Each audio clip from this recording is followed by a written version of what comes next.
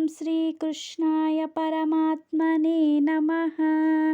शान्ताकारं भुजगशयनं पद्मनाभं सुरेशं विश्वाधारं गगनसदृशं मेघवर्णं शुभाङ्गं लक्ष्मीकान्तं कमलनयनं योगिहृद्यानगम्यं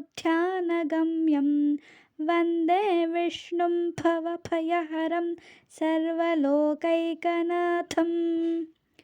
यं ब्रह्मवरुणेन्द्ररुद्रमरुतः स्तुन्वन्ति दिव्यैस्तवैः वेदैः साङ्गपदक्रमोपनिषदैः गायन्ति यं सामगाः ध्यानावस्थिततद्गतेन मनसा पश्यन्ति यं योगिनः यस्यान्तं न विदुः सुरासुरगणाः